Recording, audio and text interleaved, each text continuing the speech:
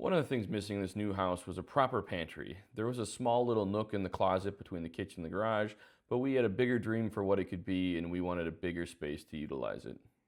Again, using the Shaper 3D CAD software on the iPad, I drew up the closet to make the vision of what I had in my mind. This helped me to not only envision the cabinet that I needed, but the countertop and the shelves above it as well. Also, it helped me plan out the box sizes that I needed to go with.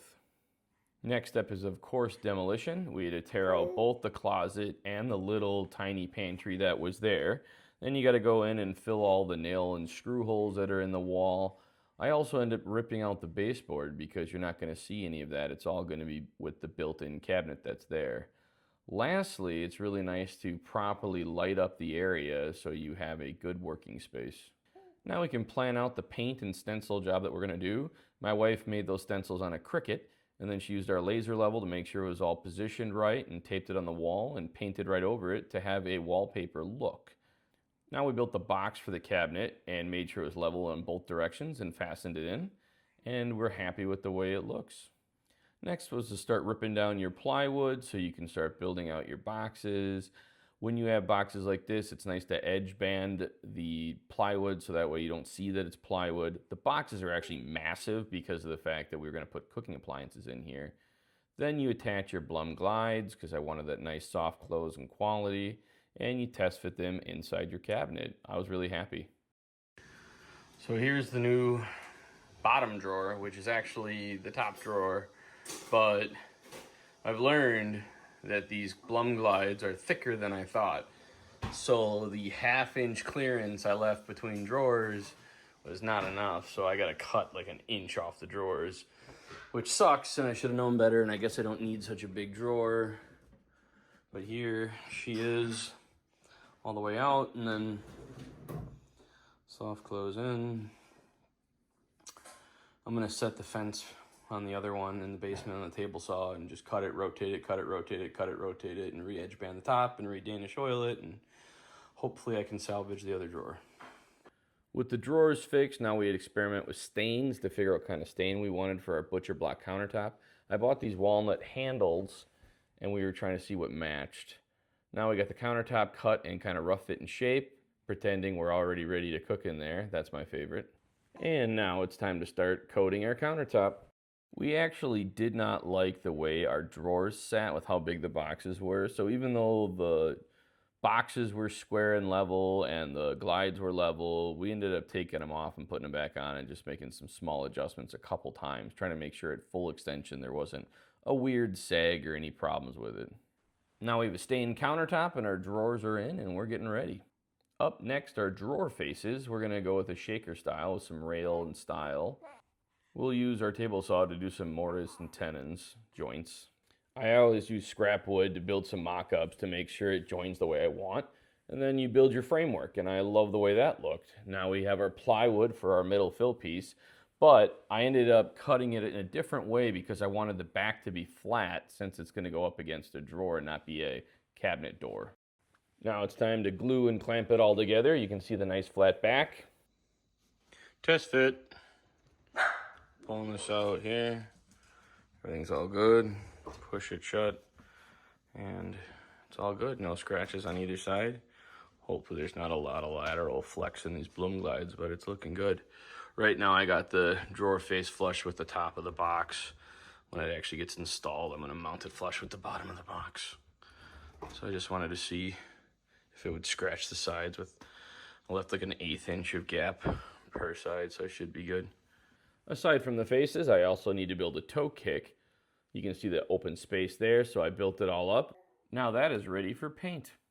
My father and I had some out-of-the-box ideas to use some scrap butcher block to make some giant butcher block handle. So we kind of made a few different prototypes to mock it all up, but in the end, we liked our walnut handle that I bought from Kohler more than our butcher block handles. Time to get everything ready for paint. We lay it all out, and then you got to do a little bit of smutzing, caulking, sanding, filling, get it all ready. And then you can put down your paint. Obviously, since this was raw wood, we primered it first, but then you paint it, and you paint the back because the edges of the drawer face will still be seen. And now you can see what it looked like with our new handle. It looks exciting. Time to fasten it to the cabinet to see what that'll look like. And boom, perfect fit, looks great. Time to put the bottom box back in, and then we can get that one set up and fastened. And here's the final result. We had tape on it because we didn't have handles yet. And here are the brass and walnut handles from Kohler. Looks great. These boxes are just so big though. You can see it next to our normal kitchen boxes. These things are colossal, but it slides real nice. Now we're actually finished with the lower half. You can see the cabinets and everything. It's functional and it's done. But now we need to go onto the upper. So we got some threaded rod and some butcher block. The butcher block was actually cupped, which was annoying. Now we rip it down to size, and then we can mock it up inside of our new pantry to make sure it fits the way we wanted it to, not just in left to right, but front to back. Here we wanted to make sure we still had plenty of space around, which we do, and then you cut the other floating shelves that you're gonna have. I wanted to have some LED underlight, so I ended up ripping into some boards to see what kind of groove I needed to have a nice, smooth, perfect flush. And I was very happy with the way that this turned out. But we have to pull the mock-up out and we get back to sanding so we can also stain and protect these boards. So my wife went to town and started sanding all the boards and getting them prepared and ready for the stain and coatings that we will be putting on it. You have to go through with multiple grits of sandpaper to get it to the final finish you want. It's also nice to be able to blow off your wood to make sure that you have a clean surface, and then to come back at it with a tack cloth to make sure there's no other debris on it. So whether you put a stain or a paint on, you don't want to have crap inside of your coating. So she's doing a nice prep job here. And now it's stain time. Surface is prepped and ready. Now she's putting on her stains. We have them up on wood so they're kind of up in the air and not laying on a flat surface. And this way you can get a good dry and a good coat. It's good to wear a breathing mask, especially when you're inside, to help you with some of these fumes and from all the sanding she was doing. Now she's got the bottom board that actually has our dado cut in for the LED, and everything is turning up to match the lower half. So this will turn out pretty slick when we're done. And voila, now we have our boards all coated and ready to be installed, but we have to drill some holes to get them installed. My father and I were cutting down some angle iron, and we got a special fixture for our drill so we could drill into the walls. We found our studs, and we ended up using a coarse threaded tapper for like automotive, and we tapped into the pine boards to give us a spot to put our threaded rod into. So with it all threaded up, we made sure it was level in both directions. It was excellent. And we did a little mock up here to see what it'll look like and to mark how far we had to drill into our boards. We put all of our threaded rods into our studded wall, and now we had to drill into our floating shelves. I got a special drill bit for this. I did part of the drill bit with my old drill press, and I did part of it freehand, and we drilled down as far as we needed to go, and then we did another drill tap with a set screw to prevent these from backing off, and we put them on our wall. And we were absolutely in love with the way this turned out. So this would be kind of the finished results for the construction part of it. This was a highly functional space, but now that we got to use it a little bit, we decided we wanted outlets. So I need to put a light switch and some power outlets into this once closet so we have a place to cook. So I stole power from an outlet behind this wall, and I started running my Romex through there. Here I am using 3 limbs to help me wire up a switch, and boom, it is powered perfectly. All right, about to run to Home Depot, but the outlet there, I ripped it out, and you can see I got to clean up yet. But I took power from there, ran it through the wall. Honey, it's 6 o'clock. You probably want to check your raffle. I ran it up to there, so I got power there, and then I ran it down, and I drilled a hole, and I stapled it to the wall. So I got Romex staples in where the studs are, and I ran it along there, and then back into the wall and up to here. But also, I have it going from down here, down and up this wall to here, and then back here. And then I just got to do a switch under here yet. And that switch is going to be for this underlighting. I'll put a hole in here to run down to that outlet. And oh, not a switch. I got to put another outlet in down there. And then I'm going to put backlighting behind here all the way around.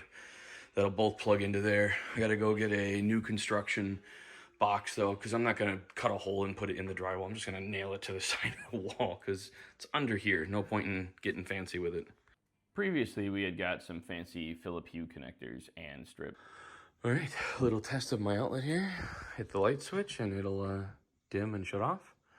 And hit the light switch again And ta-da! So now I just gotta, well, first brace those shelves, but then I can do the power. But the next couple days, we gotta put trim back in here. It's missing its inside trim. Left it up top, but we gotta do it down here. And then it goes down to that outlet down there. Here I am installing the actual LED. Before I was just using a test light, and my wife hops on the counter while she's pregnant to install the LEDs. Okay, so the switch works for on and off. Ung's playing with the app on her phone, but we have this thing fully backlit all the way around with the Hue or the Philips Hue LED. I'm waiting for one more thing. So you can see we got the strip lighting in all the way around and here. So I have this still protruding out because I'm waiting for an extension so I can go under the countertop, over, up the wall, into this channel, and I gotta run this LED yet. So we're still missing that one this week. That extension should come in. But Ung's going techno with her lighting options here, and it's pretty sweet. Time to use a little fish tape to route our LEDs through the wall. I was trying to make it line up perfectly like that, so it would be a very clean finish. And here it is, completely done. Now it's ready to put our appliances and cooking things on it and use it. It started off as a cooking bar, but now it's a coffee bar. So this is where we do put some baking supplies, but it's just a beautiful coffee place. If you like the content on this channel, please like and subscribe. If you want to know more about the house projects and renovations, please leave a comment down below and I'll answer you. Thank you.